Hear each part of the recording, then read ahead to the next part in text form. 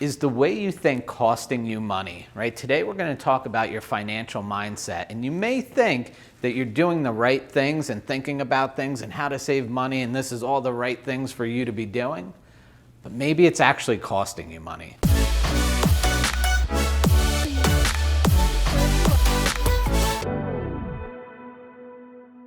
One of the first books I ever read was called Think and Grow Rich, and really this talks so much about your financial mindset and just having an abundant mindset.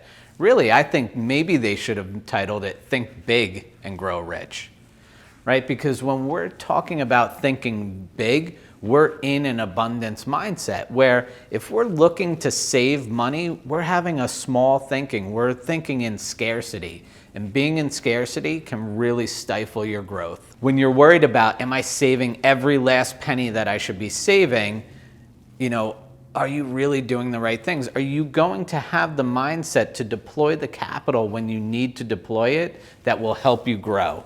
This really comes down to what type of person are you, right? If you're an entrepreneurial person that wants to be out there in the world and needs to grow, you shouldn't be thinking about saving every single penny, right? And that sounds kind of crazy coming from a guy who works with people that are saving their money.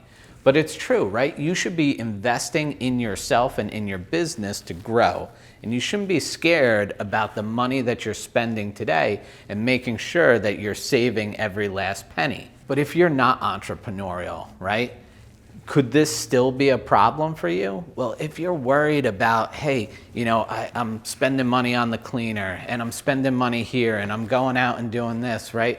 All those things are fun things, right? Do you really need to stop that? Do you really need to give that up to become financially successful? I don't believe so. I believe that if you have the right mindset, that you're thinking in abundance and you're not scared to be spending money, the money that you're putting out there into the world should be coming back to you, right? I'm not saying to stretch yourself well beyond your means so that you have all this debt and there's no way to pay it back. That's not what I'm saying, right? But you should be able to get outside of your comfort zone, spend a little extra money, use that for growth. Even if you're just working in a job 9 to 5, that's all you care about, right? You can still grow. You could still find ways to create more and to have more fun, right? Because that's what it's all about. It's about having fun and getting the time that you want and being able to spend what you want when you want, right? That's really what we're talking about with financial mindset.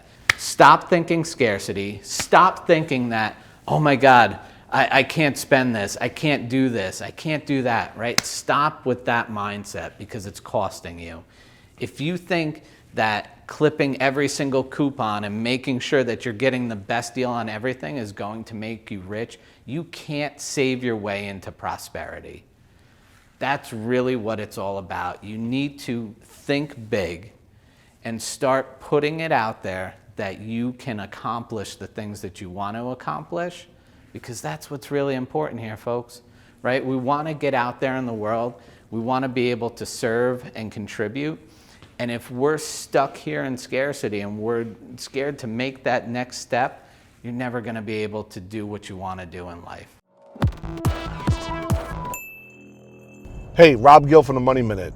Listen, if you create the discipline and you own it in your nervous system and you're very thoughtful in the process of PYF, which is paying yourself first before you pay anyone else out, you will begin the process, the tackling and the blocking of financial fundamental freedom by being able to do that on a weekly, monthly, and yearly basis. Back to the show. Let me get into why I'm so passionate about this scarcity versus abundance mindset. Growing up as a child, I'm not going to say that it was a rough growing up, right? We had a great family. My parents worked very, very hard to provide a nice living for us, but there was always that scarcity. There was always that fear around money and that fear to spend more because that's how they were trained, right? That's how my parents grew up. When my parents grew up, my father was born in what was called a cold water flat. That means there was no hot water in the house, right? Think about that. In today's day and age, you know, that's like third world country stuff now, right? Here, everybody has hot water. And God forbid the air conditioning goes out, right? Or the heat's not working. You got somebody there right away. So because they were trained in that, right? My parents were born to parents that came out of the Depression, right? That had lived through all this stuff. And they were taught to be savers, save, save, save, and don't spend. Don't go too crazy with things because there could always be that problem. But I believe that that kind of stifled the growth that they might have been able to have, because to this day, they're still working, they're still growing, but they could have been so much further ahead if they had just had the wherewithal to deploy some capital to things that might have been more fun for them, that could have advanced them where they are in their careers. And that's what I really turned from what I was doing with the family business to going out and educating people all around, because I saw all the things that could be better, right? And that's what it's about in your experiences, is finding out what you liked in that and what you didn't like, and how you can take that to make the world a better place. So the good news is that we've gone through a lot of steps with my family, and they have this great business now that we've learned how they can transition out of this to live the retirement out that they want, right? Because they've worked so hard for all these years. And that's what really had motivated and inspired me, is because there wasn't that before, but there is now.